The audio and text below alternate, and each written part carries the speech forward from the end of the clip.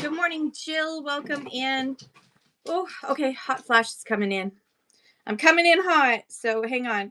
I'm going to flush all of a sudden. And there's no rhyme, no reason to it. It is what it is. So good morning, everybody. Good morning, DJE. Hello, baseballcardstore.ca. And Kiefer, ADW, Trinity's Matrix Market. Good morning. Good morning, Nietzsche. How is everybody doing? Good morning, Angela. How are you? I'm in the middle of there's a hot flash coming. I can feel it. This is awesome. Growing old is awesome. PB&J, what's up? All right, hang on. I was going to pin something. There it is. Okay. Pinning the free resources. You have questions. Excellent. Ask your questions.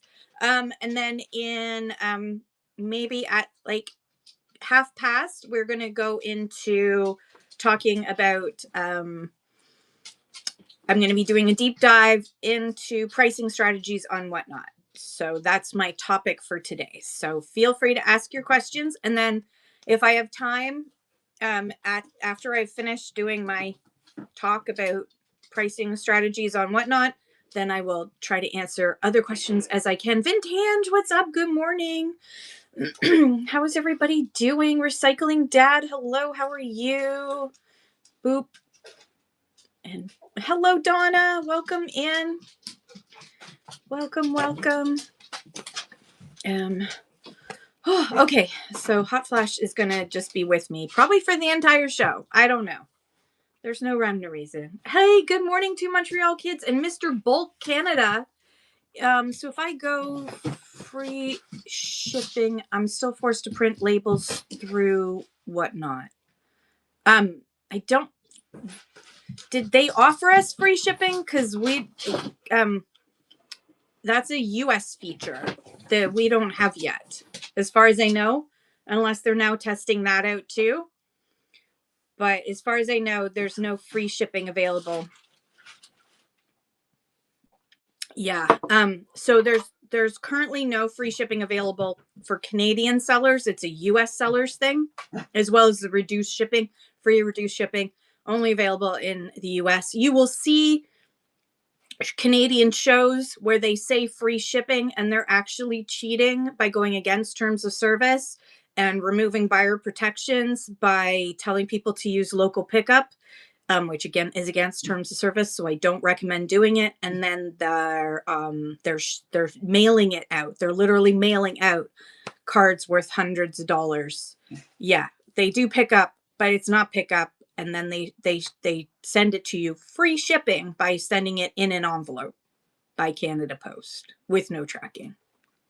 So, and if it doesn't arrive, you as the buyer are SOL. Right? Because you've already told Whatnot by giving the seller your pickup code. You've told Whatnot you got this stuff. Kick That Bid says I get charged $18 on my shipping for giveaways. How can I make it cheaper? Don't do giveaways, or do buyer giveaways instead, because then your buyers have already broken their shipping. And that's pretty much it. That's the extent of how I can make it cheaper. My suggestion would be is instead of doing a giveaway, like when you get rated or whatever, and instead of doing $1 starts, offer a coupon. So that I would definitely say offer a coupon. A PB&J definitely. Yes, you're right that a lighter weight item might be cheaper to ship, but not necessarily. It depends on. So it's like it's luck of the draw, and I'm telling you that to the US is going to be really expensive. So it's like, forget that. Don't do international shipping and just tell your customers it's because even though it's a free item, because it's a business to consumer, they're going to have to pay customs fees. Even though it's a free item, it's not a gift. A gift is consumer to consumer. If you are a business doing a giveaway on Whatnot and it goes to the States, it has to go through customs. So I totally recommend doing coupons instead. Offer like a $5 off coupon. You could do $5 off 5 things. You bought the ceramic dip. Oh my gosh, you are going to love that. It is gorgeous. Oh my God, Vintage. Thank you for that purchase. Holy cow. That is such a gorgeous piece. I love that piece. It's one of my favorites in my collection. I'm so glad you're getting it. Lexi, hello. G Willikers. That is a great name. Wincraw, good morning. You can't set it up to envelope. Canada doesn't have a cheap pre envelope that is trackable. So in the States, they have a plain white envelope that actually has some partial tracking to it. Canada doesn't have that. So it's still like $10. So it's not even worth it. So yeah, no, there's a lot of the stuff that you see if you go to the website help.whatnot.com that's about shipping and giveaways is US based information, which is part of it. BWAP28 says, how do I turn on weekly bundles? I just had my first show yesterday. So what you want to do is you want to go to help.whatnot.com and read and search for weekly bundles and read the seller FAQ. That'll give you a lot of information. I also last Saturday did a show where I talked about how to use weekly bundles to increase your sales. That is in my YouTube, which is Red Rooster CA. The Red Rooster CA, I should say, on YouTube, and it'll be in my lives. What else? Right. And so what you want to do is go to seller.whatnot.com, and then you're going to go to your shipments, and then in the top right corner is going to be a little box that's going to say open sidebar. Click on that, and then scroll down that sidebar till you see the weekly bundling box and toggle that on, and then you will be able to offer weekly bundling in all of the rest of your shows next week. But congratulations on your first show, BWAP28. Everyone, please follow. Did their first show. Aunt Billy, hello. Shots by Hill, hello. Who else did I miss? Nadingham, good morning. War Martin, what's up? Sydney Bod, hello. The Sassy Vintage Chick is in the house. Done. And who else? Samantha. Everybody's here. Hello, everybody. Who else? Lexi, hello. Wincraw, good luck. Good morning. You need red and green, according to my coworker, Feng Shui. Yes, Feng Shui is very important, and that's a gorgeous, like maroon color. I love that color. Thank you, G Willikers. I love these glasses. I was gonna wear another one. Yeah, I'm sorry. I wish I had better news. Sue Fields, good morning. Mia Vita, Funky Watch, the Closeout Queen, good morning. How is day one of retirement? The heater downstairs that keeps the pipes from not freezing died in the middle of the night, so husband is dealing with that right now. The Vintage Gypsy Brie, good morning. Hey, Sue Fields, it's so good to see you. Sweet Prairie, good morning. Recycling Dad. Hey, Tammy, Rodney's store, hello everyone. Trinity's Matrix Market says, what do you recommend putting in your show notes? My show notes are long because they're like, for sellers too. The dogs are going to lose their mind in a second. I'm sorry. I apologize right now. Recycling Dad is doing your first show today. Hello, B&D Collectibles. Everyone follow Recycling Dad doing their first show. So I would say just welcome. You can introduce yourself, give some coupons. And then I would just have a little note that says, U.S. buyers, please note that there's extra costs for shipping to the United States. If you're a Canadian seller, that is. I don't know for sure if you are. If you're not, then just a little bit about yourself, some coupons. And, a lot of people put like, no refunds as is, yada, yada, yada. But you really don't need that. You don't really need all that. Recycling Dad, do I ship a lot to the US? No, because people don't want to pay the price. And I'm more of a discount person. I'm more of one of the discount sellers on Whatnot rather than a higher end seller. If you're selling more expensive boutique items, they still have their American buyers. It's just for the bargain basements like me that, of course, if you want to get a deal, you don't want to spend $25 to $30 US extra on getting that shipping to you, right? And unfortunately, weekly bundling isn't available for US buyers yet. I think that would make a difference if Dear Whatnot, if you could just turn it on so US buyers could buy from us with weekly bundling, that would be pretty awesome. We would love that. Thank you in advance. I can wish. I can wish. Champagne and lollipops. Good morning. Dawn and live stream. Good morning. So husband has decided we need, because he's still stuck on, he just retired on Friday. That was his last day. But he's still stuck on everything has to be done on the weekends. So he's insisting that we have to go tomorrow to do all of our monthly grocery shopping in the big city. So I moved my Super Bowl pre-show, my deals show to today. So after this, I will be wrapping this up and then I will be running out. Yay, I'm glad you got your books. That was quick. I'm glad. Hopefully they arrived in all one piece. I try to wrap them up like a baby in a hurricane. Disney Deb, hello. I bet you love Disney. Okay, so today's topic is going to be. Okay, all right. Yep, Daddy's leaving, so we have to bark. Hang on 1 second.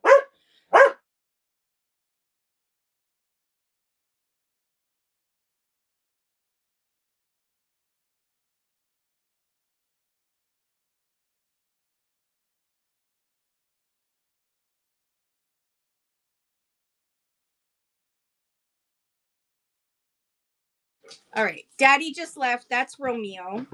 Daddy, and Loki's still upset because Daddy's left. Hi, baby. You gonna say hi to the people? Say hi to the people. Loki, come here and say hello. Come. Come on, get it out of the way now. Come up and say hello. There you go. There you go. Yeah, I don't have any food for you. Okay, go find a toy and don't spill my tea. We're not going to spill the tea today. Okay. All right, there we go. Now my face is washed too, or at least the lower half. So Loki is the one who barks. So I apologize, but I have to mute. And if you're wondering, someone I think asked, how do I do that? How do I mute? When you are live and you need to mute, you hit there's 3 dots that will be up top that say more. You click on that and then there'll be a mute button so you can mute it. There's also that for you right now if you want to mute me and not listen to me.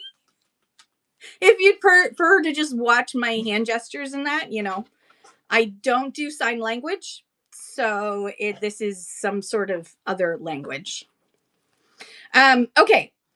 So my topic today is $1 starts, beyond $1 start pricing and strategies that move inventory, pricing strategies. Oh, magic. Yes, there is a captions feature. There is a captions feature for most phones. I always just use the accessibility features on my phone to do it. So I've never tried Whatnot's features. Some people say that it works in some shows and it doesn't work in other shows.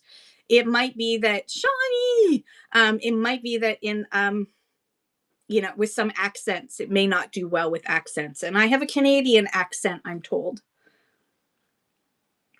I don't believe them because I don't have an accent. No. Okay. So today we're talking about going beyond $1 starts and pricing strategies that move. So we're going to be talking about, so first and foremost, I'm not saying never ever should you ever do $1 starts.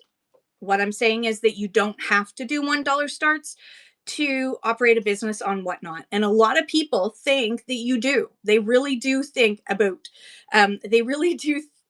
you need to be a $1 start seller in order to make it on Whatnot. And that is not the case. So first and foremost, $1 starts are what I don't consider them to be a pricing strategy. $1 starts are a marketing expense. Okay. And I want you to think of it that way. $1 starts are not a pricing strategy. They are a marketing expense. They're a marketing tool and they're a marketing expense. So every time you do a $1 start and put that out there as a risk, that is a marketing expense that you are doing. Some sellers can totally afford to do $1 starts in every single one of their shows for every single one of their items. Most new sellers can't. And tonight I'm going to explain why, with math, psychology, and a little retail history, why you don't need to do $1 starts. By the end of this show, my goal is that you know how to find sold comps properly, to figure out your lowest price that you're willing to offer, choose the right whatnot format in order to sell that item for the best price, and stop pricing from panic, which is really important. Hey, Global Stamps, thank you. So let's talk. I want to first talk about sold comps, which is a really important tool to deciding on what your pricing is going to be. Now, there are some of you who are going to do estate sales and storage units, and you're doing card shows, and you're going to do one single price for everything, and that's okay. This isn't the conversation for this part for you. So you can just kind of tune this out for a little bit. And if you're watching this later on YouTube, Facebook, or Twitch, just you can fast forward for a little bit. So everybody, nearly everybody uses sold comps, but a lot of people get them wrong and don't understand how to use them.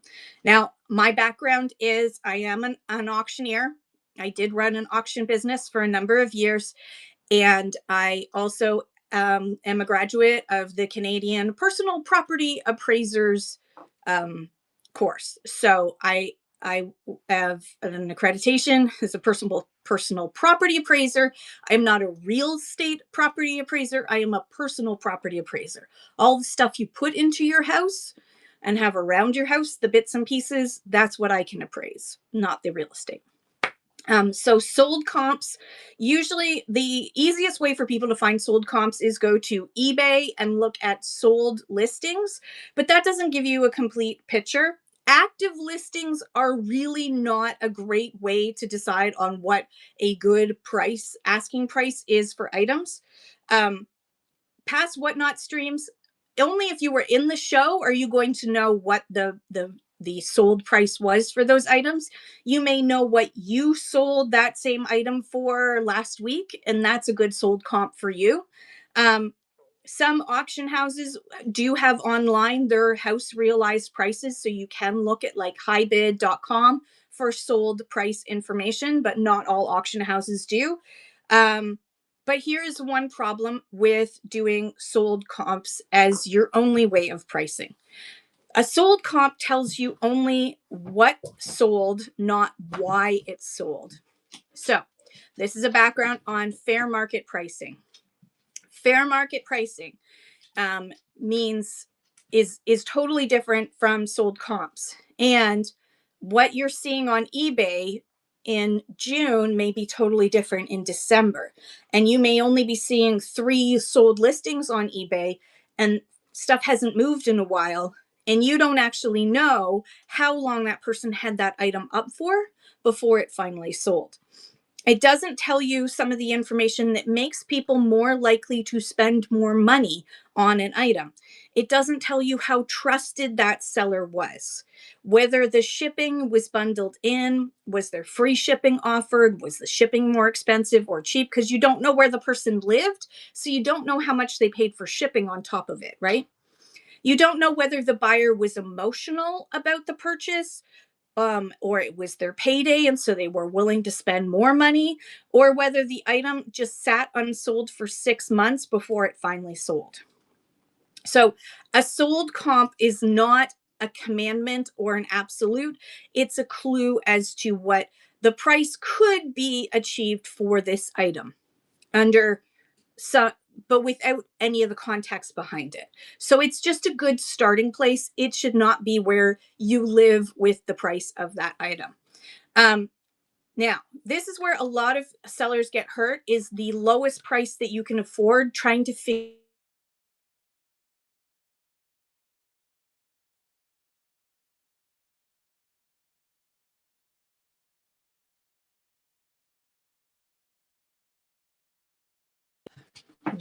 in the middle of a thing. Okay, sorry everybody. Hang on one second. Boop.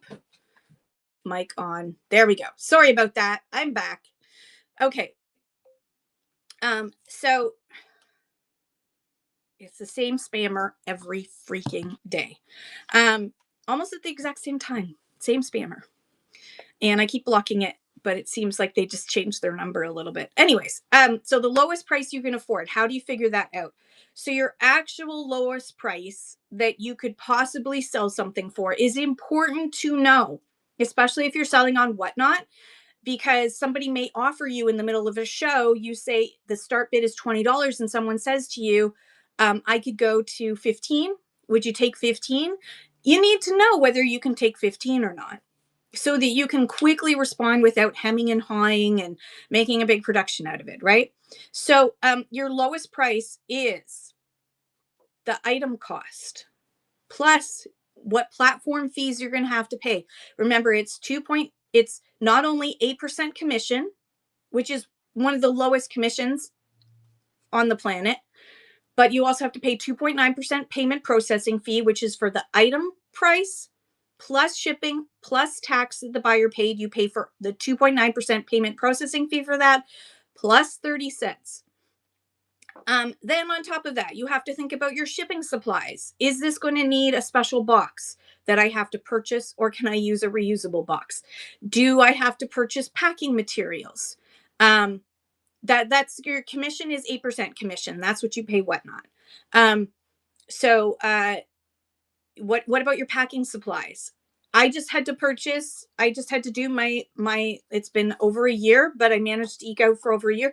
But I just purchased $100 worth of shipping supplies, and I just spent a whole bunch of money on bubble wrap materials. So, you have to factor all that in. Plus your time. You may say, well, my time is free. I'm just doing this for fun. But there should be some form of profit that you make from your time, because your time is valuable. How long did it take you to source that item? How long did it take? Did you have to clean that item? How long is it going to take you to wrap it up and ship it out? All of those things need to be taken into account, especially if you're trying to run a for-profit business. You need to think about all these things, because if your goal is to eventually not only be able to pay yourself, but to hire somebody so you can that helps you with shipping or helps you with listing, so that you can expand your business on Whatnot, you need to keep in the back of your mind, even if you're not paying yourself out immediately, how many hours do I spend on each one of these items? So you need to keep that in the back of your mind as well. So time counts. Even if you aren't paying yourself yet, time is still money and should be in the equation somehow, even if you're saying you're paying yourself only $1 an hour. Okay, like beyond that's like that's like not beyond poverty wage, but even just putting a little bit in for that is important. If you don't know your floor, your auction's going to find it for you. If you're doing $1 starts, you're going to discover how bad your floor can go. So I saw that one person put that that they start at $5. I tend to be $2, $3, $4, $5, $7, $10, depending on the item. Now, I don't have a lot of skin in the game when it comes to how much the item costs. Books I tend to sell for less because they're quick and easy for me to wrap. They don't take bubble wrap. I can quickly wrap those up and move those, and it's easy for me to get more books. It's way too easy for me to get books. Good morning, Pickles. So, finding out the lowest start that you can possibly go is an important part of figuring out where you want to be on Whatnot. So looking at sold comps is important, but also you need to consider what is the lowest you're willing to take. Because if you want to create that auction atmosphere and that excitement, if you want to use the auction format, then a lower start does tend to, and that's why auctioneers, we do it. We start high and we work our way down, and then we work our way back up, because people love to have that idea of a bargain. But if you don't have a big audience yet, and even if you do have a big audience, if there's only one person that's interested in that item, then if you started it at $1, that's what it's going to go for. So you have to think of that as a marketing expense, as I said before. Where Martin says, I'm lucky with $5 starts because I already have a huge inventory. Yeah, if you've got stuff that's been sitting around for a while, you can kind of consider that you don't have costs anymore in those items. And so it's just your expense of shipping it out and your time. So why do $1 starts work for some sellers and not for others? So this is a big elephant in the room that I don't think gets talked about enough. I think that all these videos that you see of big sellers and they're showing off their shows, these are big sellers, right? they're not starting out from scratch. The sellers that do start out from scratch by doing $1 starts are using it as a marketing expense. They may not make a profit and will be in the hole for months before they build that audience that is willing to bid up their prices. Because it doesn't, unless you're Mr. Beast, you are not going to gain an audience of like 50,000 people overnight, right? You also have to give away $1 million worth of items in order to get that audience. You can go watch his show right now. Nothing's happening. It's just a countdown, but people are in the chat chatting and promoting themselves. I don't know why, but 1,000 people in a show doing nothing right now. So by the way, don't do a dead stream. It is actually technically against terms of service. I guess they're letting him get away with it, but it is for smaller sellers. Please don't do that. Dead streams are technically against terms of service. I double checked to see if it got updated. Last night I went and double checked. No, it hasn't been updated. It still says that dead streams are dead stream is where you just have a blank screen with a countdown.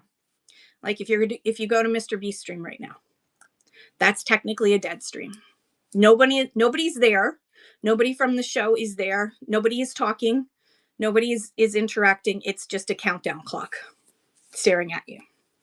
That is technically a dead stream. Anyways, so why do $1 starts work for some sellers and not for others?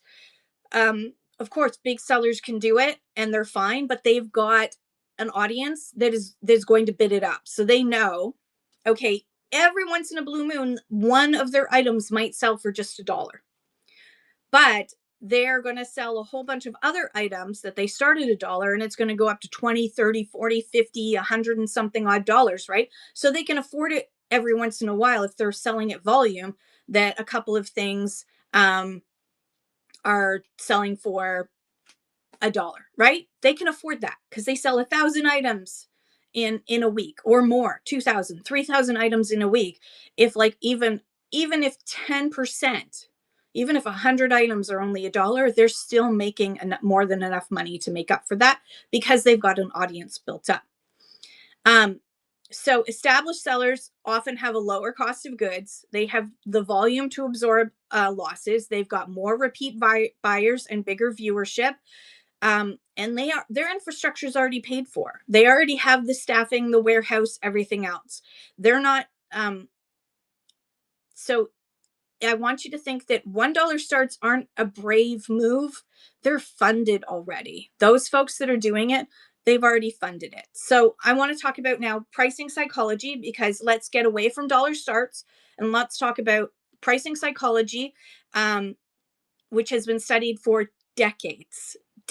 In retail, this is a huge thing. Retail management, they talk about pricing strategy because if you go into a store, most of us don't even realize the psychology behind the sales that we see in front of our eyes. So one of the big if you haven't, there's a great podcast. It's a Canadian podcast, so I'm going to plug it. It's Under the Influence by Terry O'Reilly. Under the Influence by Terry O'Reilly. It's from CBC. It's available around the world to listen to free on Spotify, and I think CBC, whatever the CBC podcast one is, you can find it all over the place. Under the Influence by Terry O'Reilly. And they have a lot of great episodes. One of them is about pricing, but they have a lot of really great episodes about retail history. And one of the things that he says in that in one of his shows is people don't just want low prices, they want to feel like they won.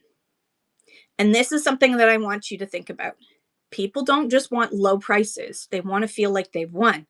And that feeling is called transactional satisfaction. And it's not rational, it's emotional. So I've told this story before, but I'm going to tell this story again. J.C. Penney, the CEO of J.C. Penney back in the 80s decided that the way that retailers do their sale pricing, where they have the item regularly at $150, but they put it on sale for $99.99. And that everything seems to have a price to it. Um, he felt that that was dishonest, which it kind of is. It's the same thing as you'll hear a lot just before Prime Days. You'll see a lot of like Instagram and TikTok posts saying, you know, don't fall for the Prime Day deals, because if you look at the historical pricing of that item, that Prime Day deal isn't actually cheaper than it is at other times of the year, and you just have to watch the pricing. And there's apps you can actually get that will watch pricing for you and tell you when something goes down to its historic low. So these sales that most retailers do, unless they're true clearance sales, are just for that feeling, that transactional satisfaction, that they artificially lower their prices by putting a higher price on the item and then offering a lower price on that item so that the buyer feels like they've won. It's that transactional satisfaction. So JCPenney, the CEO of JCPenney, said, no, we're not going to do that anymore. We're going to do honest pricing. And they totally rejigged their entire retail lineup. They changed all of their pricing, and they only had one price, and it was the honest price of what they wanted to get. And it was only when it needed to go to clearance that the price was reduced. He thought people would actually love it, that they had this amazing honest pricing, that they knew that what they were getting was the true honest price. And guess what? Customers hated it with a passion. People thought, even though the prices were lower than they were before, shoppers felt like the fun had left, that the win was gone, and the deal was gone. They didn't. So JCPenney actually had to retract it. The CEO was fired. They went back to their old ways of putting $150 on that dress on sale now for $99.99, and people came back eventually. But removing that feel of a deal actually meant people thought that they were paying more. They didn't understand the concept of a lack of sale. My next story is about Kmart blue light specials. Who's old enough to remember a Kmart blue light special? I am. I have to admit, I am. Thank you, Bubba Rips. Yeah, I'm old enough. Oh, I think Daddy's back, so chaos is going to ensue. Yeah. Okay, Loki, get down before you break something. Hang on one second. Please hold.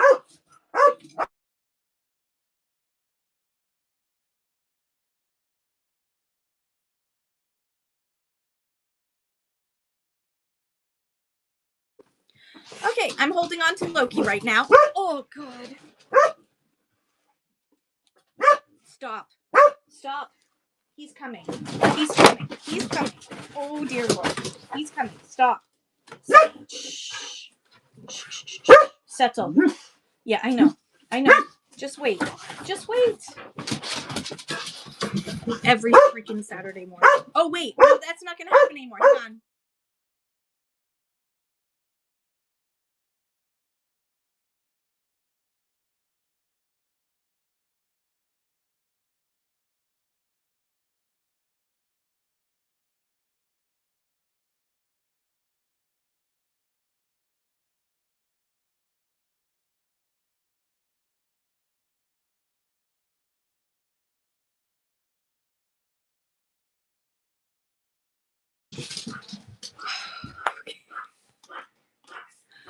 What was I talking about? Kmart blue light special, right? Sorry, everybody. Holy cow. I'm going to have to get him to go get his groceries at 9 a.m. like a normal human being. No, don't even come near me now. No, away you go. All right, sorry about that. Here we are. We're back again. Okay, so Kmart had this blue light special. So if you're not old enough to remember there are a bunch of us that remember the Kmart blue light special. And I love you guys for admitting that. I'll tell you a story. My mother has a disability, and most of her life she used crutches for mobility. So she had these two wooden crutches under her arms, and she used those for mobility. The ones they give you when you break your leg going skiing, right? That's what she used. She didn't like the arm canes or anything. She used her crutches. And when she heard that announcement, she did not move fast because of the crutches. But when she heard that announcement over the loudspeaker that there was a blue light special in the jewelry department or in the ladies' fashion, my mother could book it so fast with that card. It like boom, she was off like, and it was just like, come on, keep moving, let's go. We gotta get there first. My mother loved blue light specials, and that's why flash sales on Whatnot work so well, because this is like we have just moved the blue light special, which was a limited time offer in a certain area of the department. They would offer one thing for a very special manager special deal. It was a blue, they literally had a blue light that flashed. And you would have to come a running, and only so many available, so the women would like flock like crazy to get this blue light special. So that's why flash sales were introduced on Whatnot, because Kmart blue light special is basically I think if Whatnot had a little blue light that flashed in front of your face every time there was a flash sale, that would be the best indication that I could have that they were definitely inspired by Kmart's blue light special, because that's what a flash sale is. It is a white front. I don't remember white front. That the Kmart blue light special, that kind of excitement and energy. Those are all psychological retail tools that we can bring to Whatnot, including that sale price idea. Don't be JCPenney if you can help it.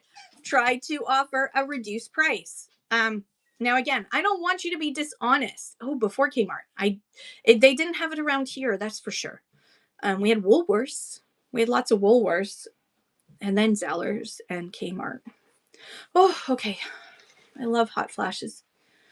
If only I could lose weight every time I had a hot flash, that would be awesome. So number psychology. Woolworths, and then they called it Woolco. And the Woolworths, there used to be a Woolworths in downtown Coburg that we used to go to, and their grilled cheese sandwich was the best ever. I used to sit at it was an old-fashioned counter. Like, yeah, it was the best. I miss that a lot. I miss that place. Who knows what it is now. Okay, anyways. So let's talk about number psychology. So whole numbers. So Whatnot doesn't use decimal points, as you know. So, but there's a brain trick that still works. Even obviously, you when you go to Walmart, you see this brain trick. When you go anywhere, you see like 99 cents, or Walmart uses 88 cents, and I'll explain why they do that. So your brain actually focuses on the first digit. So $19 is only $1 less than $20, but to the brain it feels way cheaper than $20. And I can tell you that, I mean, I was never tricked by this because but I always used to be like, it's only a few cents more. Like, what's the big deal? But my husband will be like, well, it's only $9. And I'd be like, yeah, like it's $9.99. So it's $10. And he's like, no, it's $9. And I'm like, it's $9.99. It's $10. Nope, $9. The brain focuses on the first digit. I'm not saying my husband's dumb. I'm just saying that he's like the average person. That's all I'm saying. Anyways, because he's right there. So your brain focuses on the first digit, not the rest. For most people. Now, I assume a lot of us in the room are not most people, and it's okay if you are like my husband and you focus on the first digit, because that is like the majority of people. that you just see the first digit and that's what you get excited about. And there's a lot of impulse shopping, right? So if you were to start your prices at, say you wanted to do $20 start on something, if you do $19 start on something, you actually have a better chance of getting a bid than if you start it um, at 20 or 29 instead of 30. So 29 feels safer than 30. 19 feels cheaper than 20. Round numbers feel premium but heavier. So a premium item at a round number like 40, 50, $60 actually feels premium to people. It feels fancier. If you offer a Sherman brooch at $150 versus $149, people might be more likely to purchase it at $150 because it's a male and female thing. It's both. It's general brain psychology, not just male versus female. Because my husband is as cisgender as you can possibly be for a man. Yeah, 69 69 does feel cheaper than 70, doesn't it? Yes, thank you, Mimics. So practical price points that you can actually use 19, 29, 39 to encourage action rather than, and if you want to instill confidence in a higher end item, 25, 30, 45, 50. Clean numbers for premium items, those 19, 18, using 8 instead of 10. $8 is a reason why if you go into Walmart, everything ends in like 8 on there. It's because psychologically that also feels cheaper. It's another brain trick. So that's why in Walmart they don't do 9s on most at the end of most of their prices. They do 8s. It's a brain trick to make you think it's even cheaper than it is.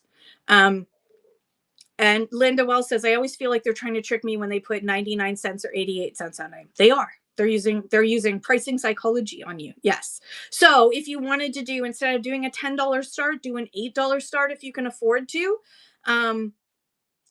Sam's Club 97 cents versus Costco 98 cents. Yeah. So if you wanted to do like if so a $10 start, do an $8 start, because an $8 start feels better than a $10 start in people's brains. It's only $2 difference, but it makes a huge difference in how much value they think they're getting. And again, it's that transactional satisfaction that you're trying to provide. Good morning, Deals on Style. So format is also important when it comes to pricing on Whatnot. So auction is one of the options that you can use on Whatnot, and it is the most popular option on Whatnot. It's my favorite option on Whatnot, but it's not the only one.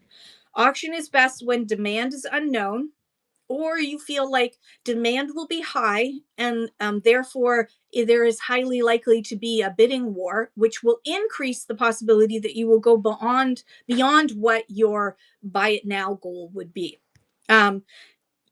You also, with an auction, if you can tell the story fast, use auction. If it's going to take you more time to explain an item, it's always best to, I think, to use buy it now. And I talked about this before in a previous show. So buy it now is best when the value is known and is well known to the general public as well. So if you have a Sherman brooch, for example, those who know the value of a Sherman brooch know that a $250 price tag on a morning brooch is not a high price to pay for a genuine 1930s Sherman morning brooch, right? So there is, when the price is well known and so the value is understood, and again, still doing those whole numbers for higher value items.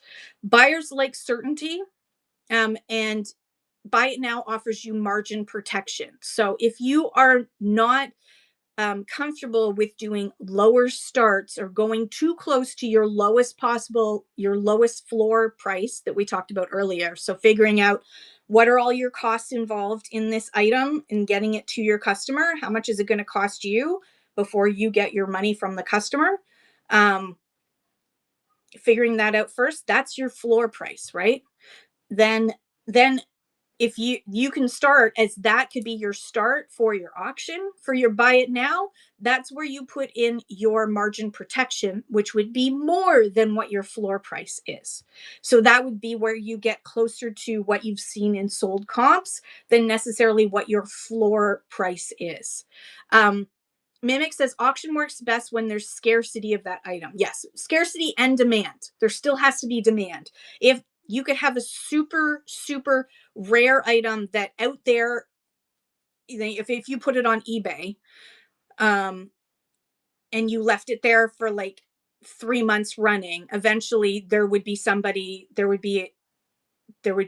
who would purchase it for that certain price as a buy it now.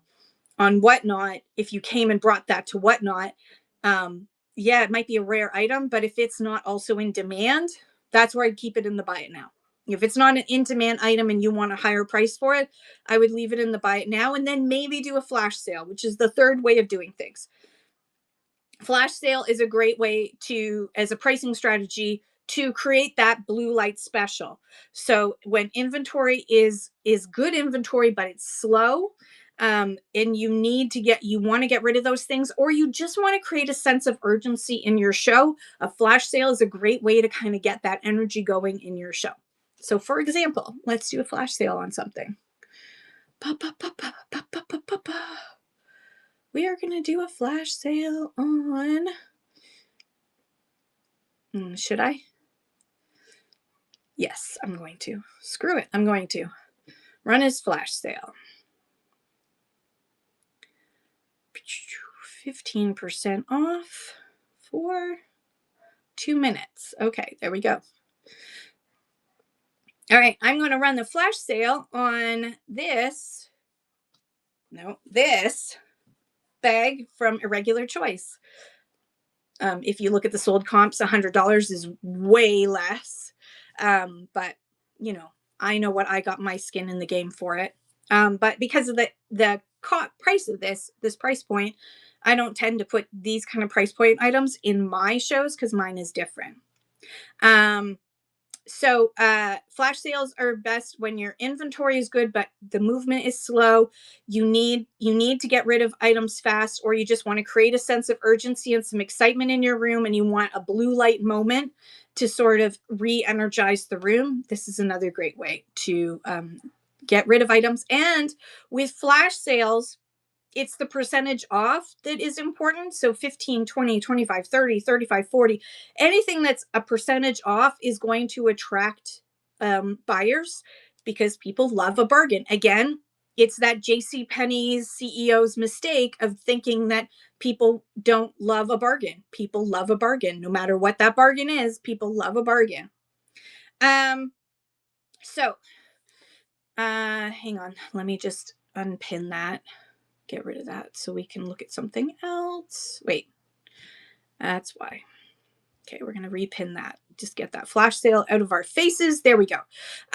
So how do you do lower starts without bleeding out? So as I said, if you want to do $1 starts, it's totally up to you. I would not recommend $1 starts for most people. It is a marketing cost. It's a marketing expense. Don't think of it as a selling tool. Think of it as a marketing expense. That will change your attitude towards $1 starts, because when you do a $1 start, if you tell yourself $1 starts are a marketing expense on Whatnot, not necessarily a seller tool, then you will realize that anytime you do that, it's an expense for you. It is a risk that it's going to be an expense to you. And if you're willing to take that risk of spending that money, that's totally up to you. And why do I say that you're spending money?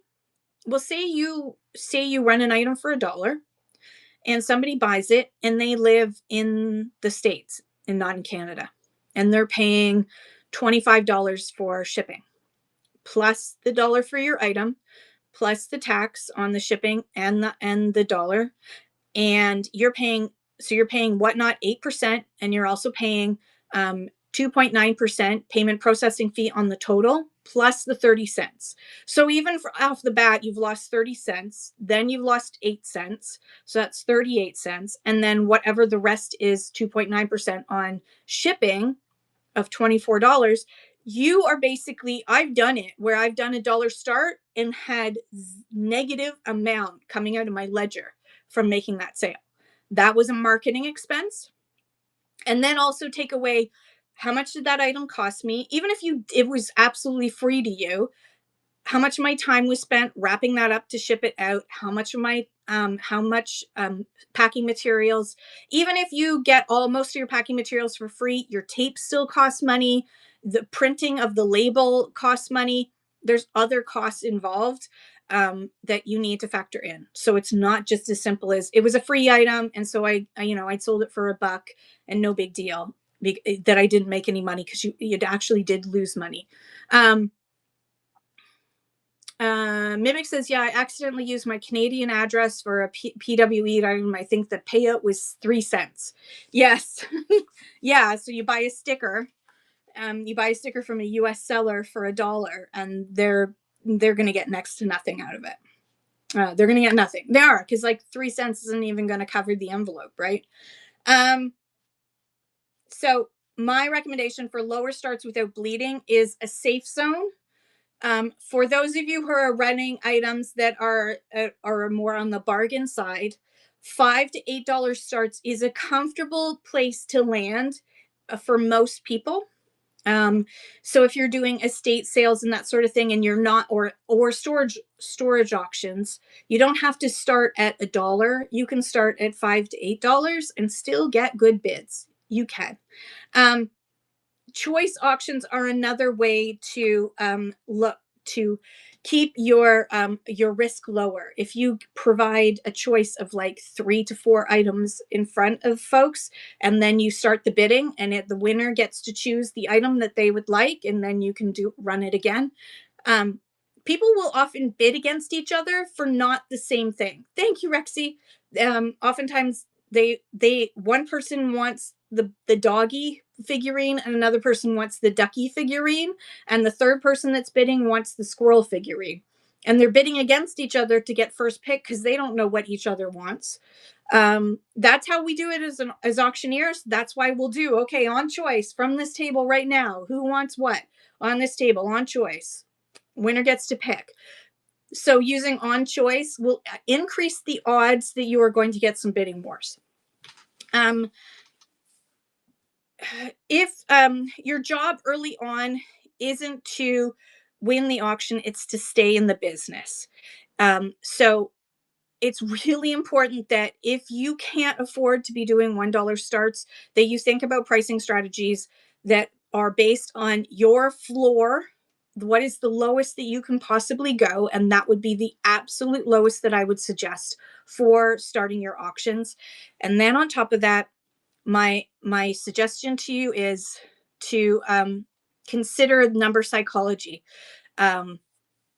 Because Whatnot doesn't use decimals, you can still use that first digit psychology to encourage people to either purchase from your buy it now or to bid higher, because 19 again feels cheaper than 20, 29 feels safer than 30. But in buy it now, whole numbers have a value attached to them that people always feel that those whole numbers are for more luxury items. It's just psychology. Doesn't make any sense to me because my brain doesn't work like that, but the average brain does. So picking the right tool for how you're going to sell on Whatnot is important based on your pricing strategy too. So again, if you want to have higher prices for your items, you put things in the buy it now. So this is where using that don't do what JCPenney did thing is. Put things in the buy it now. So say that sweater as a buy it now item on any other website would be $35 to $40. So you put it at 35 in your buy it now. And it sits in you, and somebody could shop with you all week long in your store, on your profile, on Whatnot, and purchase that sweater and a bunch of other things from you. And then in your show, use flash sales or the other thing about putting stuff in your buy it now at the buy it now price is you can run it as auction. So you can say, I'm going to run stuff out of the buy it now. Today only, I'm going to do 50% off, or I'm going to do $10 starts on the first 10 items that get requested. You can do that and still leave yourself that margin protection for other things. So it's all a matter of what is your absolute floor and figuring that out first and being okay with sticking with that. Again, there are thousands of premier shop sellers on Whatnot who have never done. Premier shop is where you are selling $30,000 a month or more and have high quality listings and great customer service and fast shipping times, etc. But it's the volume too. They're selling at, in 3 months they sell almost $100,000, which would be wonderful. But I just don't have the time for that. But anyways, it would be wonderful. So there are people on Whatnot, thousands of people on Whatnot who have premier shop who do not do dollar starts. So if you are a new seller and you're thinking, I've seen that the only way that you can become a big seller is if you do $1 starts, you're wrong. It is not the case at all. You do not need to do $1 starts. You do need to figure out what your floor price is and then work up from there. And then decide what kind of show you want to have, what kind of excitement do you want to build, and which tools from Whatnot are you going to use in order to create that excitement, that psychological excitement of, what did we call it again? Transactional in satisfaction. That's what you want to give people, is transactional satisfaction. And it's not rational, it's totally emotional. But transactional satisfaction, making people feel like when they left your show they got a deal, is actually a good thing. So anyways, any questions that anybody has? This was a short one today, because I'm going to be doing a show later on today of unboxing and just doing some more unboxing sales today. So I'm going to be starting with low starts because I've already figured out my floor. Any questions at all? Let me just check and see if I missed anything. What if you only have one of each item? How would a flash sale work? So Linda, that's a really great question. A lot of people assume, because of the way that Whatnot first advertised flash sales, they showed it off with, like, if you have 1,000 of this item, run a flash sale. If you have 100 of this item, but you can do it with just one item. Like, that flash sale was just for that one item. The Gumby man had a whole bunch of Funko Pops that he wanted to clear out. So he just went through and did flash sales in one show of all of his Funko Pops and cleared out his Funko Pops. So, again, it creates that blue light special excitement, but you do not need to have hundreds of one item or even 10 of one item.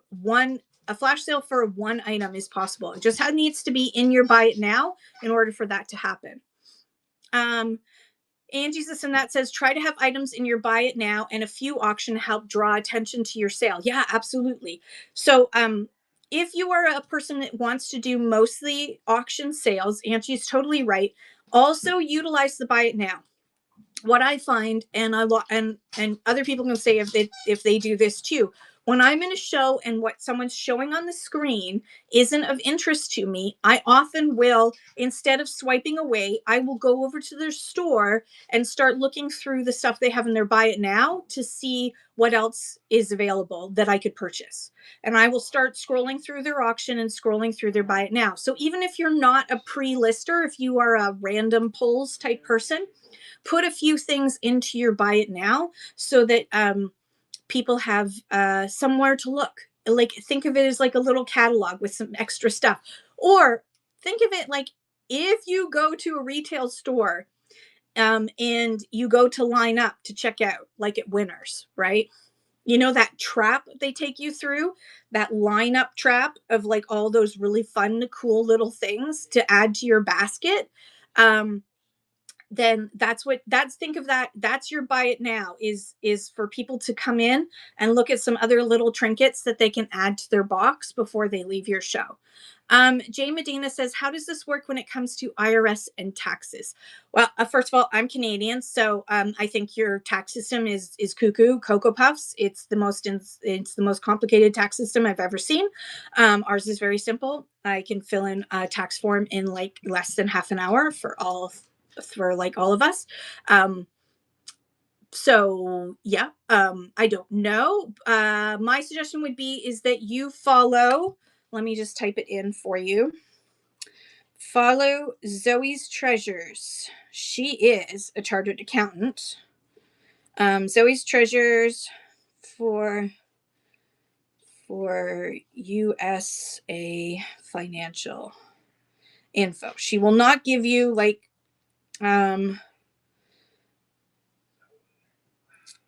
April Victorious Fine says, should I include what I paid for shipping on an item I want to resell? Oh, yeah, no, that's okay, Jay Medina. You asked, and at least I can point you to the right person to go to. Zoe's Treasures is a treasure, and she will definitely help you. Should you include what you paid for in shipping on an item you want to resell? Well, it's a business. Otherwise, the shipping is a business expense. So, yeah, I would say that it depends. If you paid way too much for shipping, you may not get all that money back, but you should certainly look at what was your cost of purchasing that item. If you bought 10 items in that one box, then obviously divide the shipping cost by 10, and then that will change how much you see for that one particular item. But yeah, that is part of your business cost, so for sure I would think about that. However, that may not be where you're going to be able to get money for it, right? You may have overpaid because the shipping was higher. So always, when you're buying as a reseller, you always have to take into account all your costs for that item. So that would be one of them. Yeah. So, I mean, you wouldn't say that in a show. You wouldn't say, I paid $20 in shipping for this item, so I want to get $30 for it. I paid $5 for it and I paid $20 in shipping. You wouldn't say it out loud, but you would definitely keep it in the back of your mind. Or yes, a customs brokerage fee. That too. You got to think about that. Okay, any other questions that anybody has?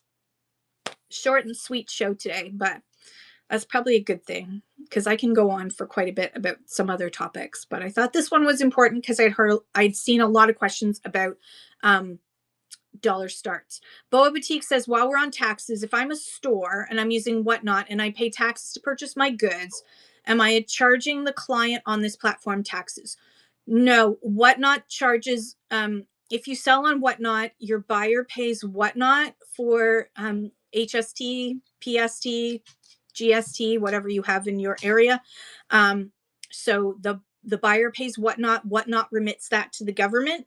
So even if you do have a HST number, you do not have to charge that. That's not, and you don't add that on. You don't add 13% on. So, but if you say you bought something for $10 plus tax and you're going to try and resell it for 20, would you add that percentage off? If you have an HST number, thank you for buying the item, Auntie Barbie. Thank you so much. That pin is so much fun. If you if you purchase something and you have an HST number, you can claim your the amount that you spent on your HST return. So if you spent HST money to purchase something for your business, that will come off of what you owe on your HST return. So, and it depends on how often you need to report in whatever case you're in. But if you have a store, oh, you're so sweet. Thank you so much. I will make sure that I send it to somebody. Thank you, Auntie Barbara. You're so sweet. That is so sweet, Auntie Barbara. Thank you so much. Let's make that a giveaway then. Let's turn it into a giveaway because of Auntie Barbara. Hang on one second. Let me just boop, de-boop, de-boop, boops. All right. Thanks to Auntie Barbara, we're going to do a giveaway.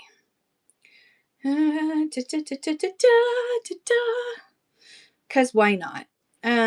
Create a temporary listing, giveaway, contemporary costume, pin, shipping profile, 1 to 3, select, turning off. I apologize to the Americans in the room. I'm not going to do international giveaway, and that is because if you want it, you would have to pay UPS fees. Dave, thank you for the tip. You're so sweet. All right, I'm running a giveaway.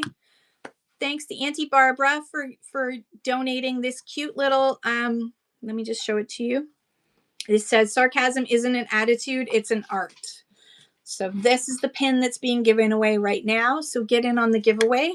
It's totally free. Again, I apologize for my American friends that it will not it's not an international giveaway, and that's only because you would have to pay a lot of money for that pin thanks to UPS charges, because de minimis exemption was removed. And if that upsets you, please go to 5calls.org and contact 5 of your elected representatives and tell them how you feel,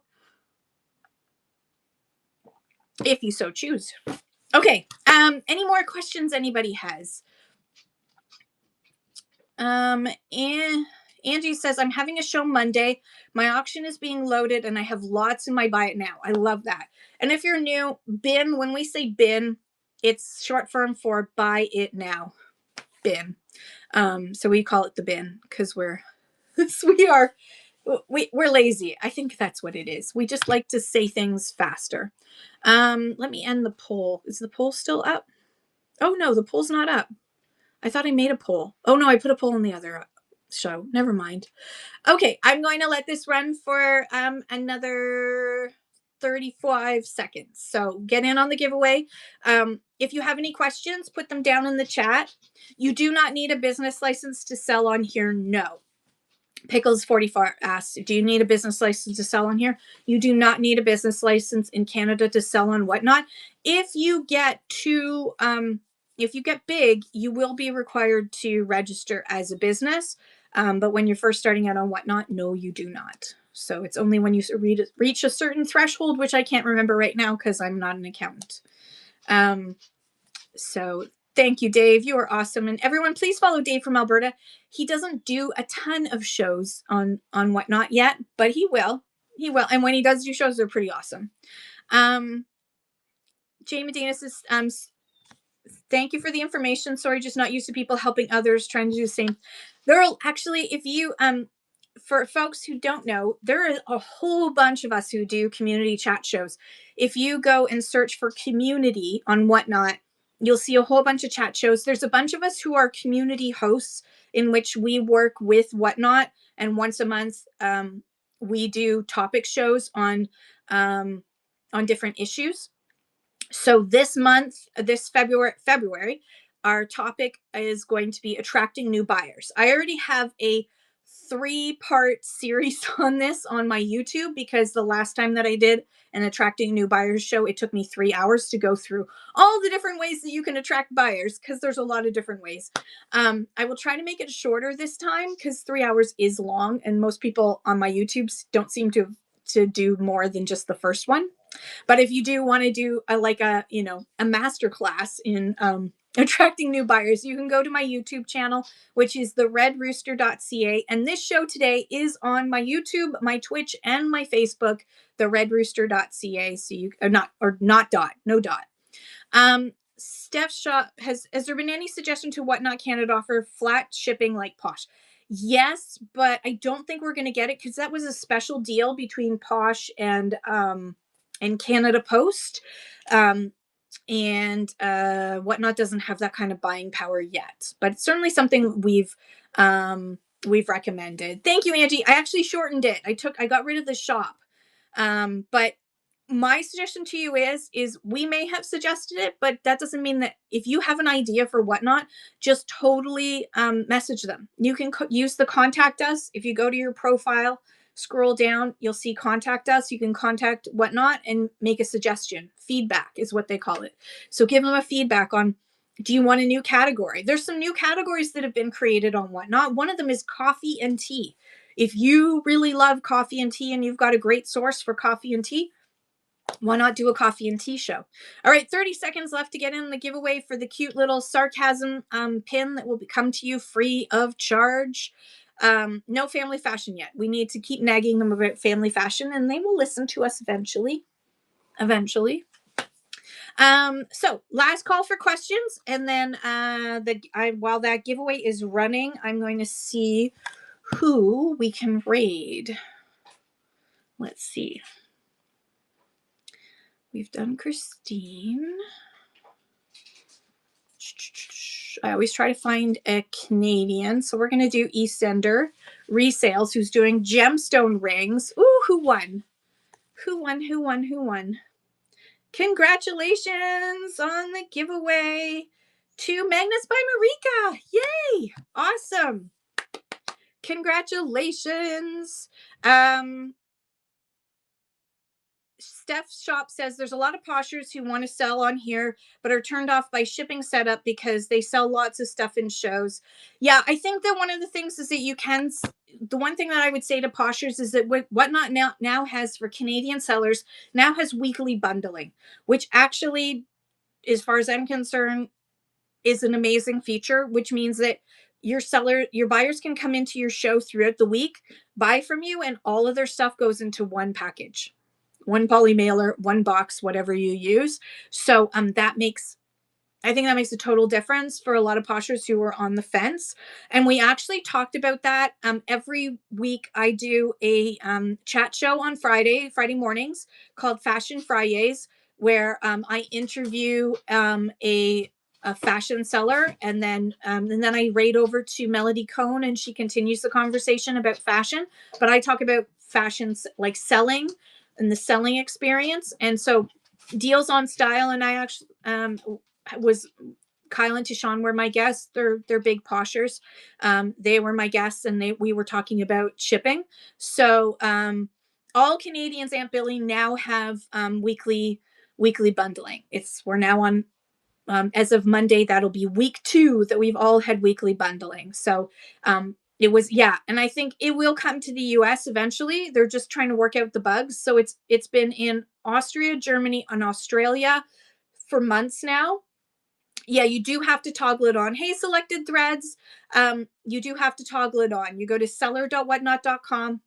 You need to go to shipments. Then you go to open sidebar, and then you click, you scroll down, and then you're going to have to turn on weekly bundling.